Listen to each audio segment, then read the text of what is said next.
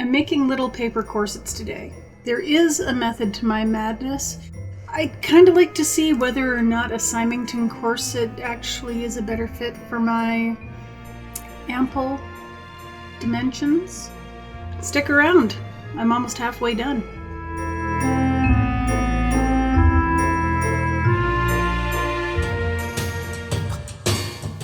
It's Arts and Crafts Day. Welcome to my messy, messy desk.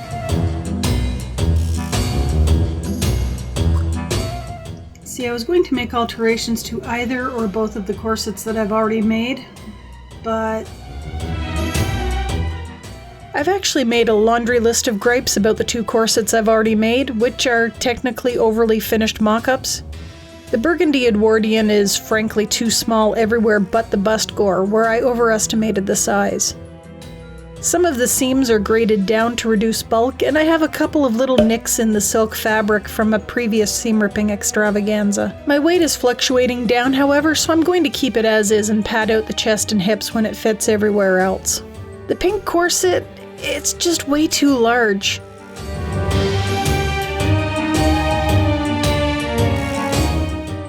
It's getting cannibalized for parts. If I decided to seam rip it back, there's some too long boning that would have to be replaced. Quite probably with cable ties. It also has some buckling in the back panels, which indicate they're either too large, need more boning, or could stand to be replaced with a gusset. So many issues that probably weren't apparent to anyone but me in the reveal video.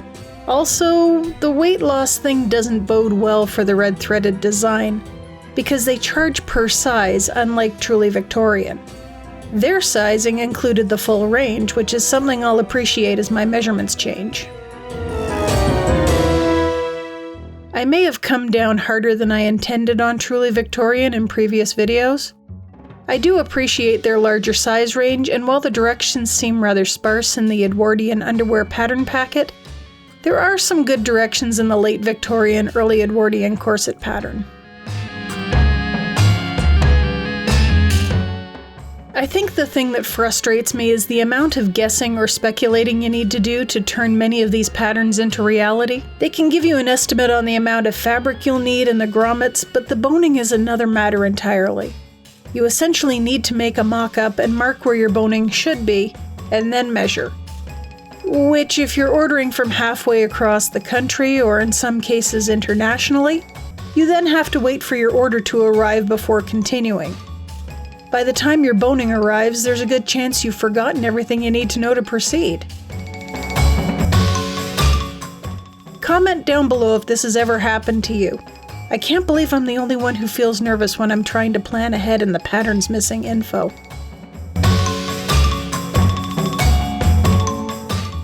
Maybe I'm just spoiled by commercial patterns, though I only ever used one of those back in the early 2000s. The only other overbust corset I made was designed by an acquaintance who was a fashion design student. I think she included the boning lengths, though I could be wrong. I don't think I used cable ties for that pattern. By cable ties, I mean industrial cable ties, which are roughly comparable to faux baleen. Not the skinny little ties you use to, well, tie up your household cables. The industrial sort are a bit wider, just under a centimeter if I recall correctly. They come in rather long lengths and are pretty easy to cut down to size. You just use a pair of kitchen scissors and round the edges. I'm thinking I could probably use my Dremel or even my manicure e-file because it's not like it won't chew through plastic. If you can file through a full set of fake plastic nails with it, I'm pretty sure you can round the edges on a few cable ties.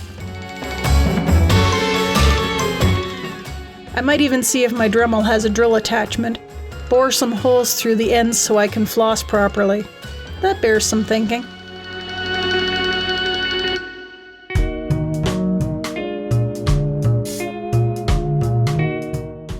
You may have guessed from the little arts and crafts project here that I'm looking into making a brand spanking new corset. I'm thinking of making two, actually.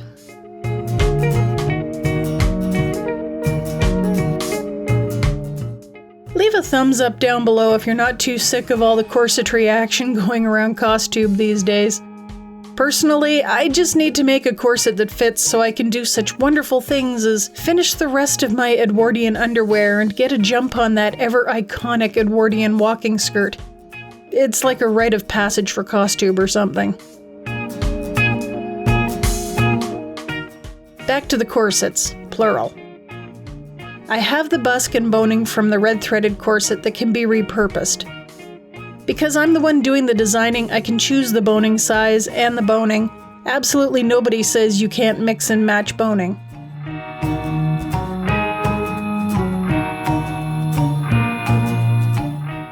I also have an underbust busk. I added it to one of my past orders from Farthingales sometime last year. I enjoy underbust corsets when they fit. As I currently don't have a fitting underbust corset, I think I'll fix that. If you ever wonder where I get my corset hardware, usually I order it in from Farthingales in Ontario, Canada. They ship rather quickly and their customer service is quite good. I don't think I've ever had a problem with an order from them.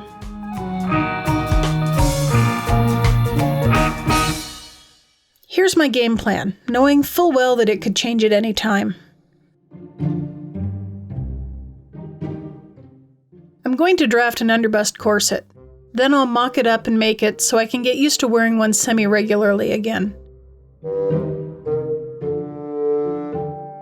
Once that's done, I'm going to use that underbust pattern to design an overbust corset to my measurements. This can be done if the information on Urania Black's website is to be believed.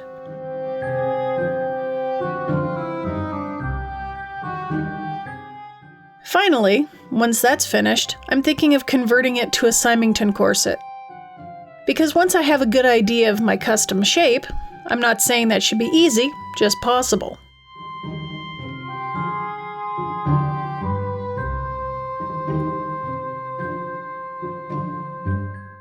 So what I'm doing here is trying to get an idea of the shape of some of the basic corsets. I have one that's pretty straightforward and much like the red threaded corset in design. I have one that I suspect has a much gentler curve to it due to these fairly straight panels in between the curves. I have a pattern with a single gore that I think a few people have attempted, and another pattern that's just Gore-a-palooza.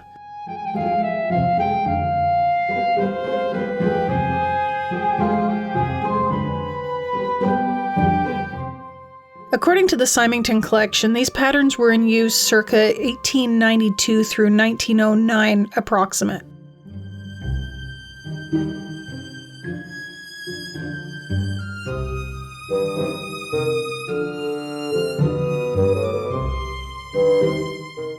Symington also have some patterns that look more like abstract art, and while I think they might be interesting to try, I have no idea how they actually go together.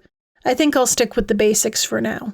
I found out the hard way that you can't just use long pieces of tape to stick the sides together.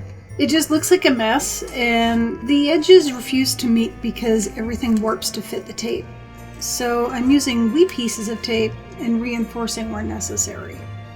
If you're ever curious as to how a corset pattern will look when it's done, this is an easy way to get a quick look at it in 3D.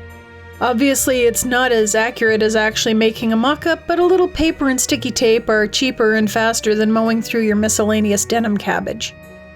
Though, that might be a good use for those skinny jeans of the mid-2000s that wore out in the thighs before you got any good use out of them. Or is that just me? Let me know down below. I've actually made an underbust out of an old pair of the Husbeast pants. I liked it so much I wore it out. In the end, I have 4 similar, yet also very different looking corsets. I'm not sure which one I like better. Do you have a favorite? Let me know. I'll even put a poll up in the channel's community tab. In the meantime, I'll leave a link to my previous corsetry adventures so those of you who are new can get up to speed. I'm gonna go draft an underbust. Till then.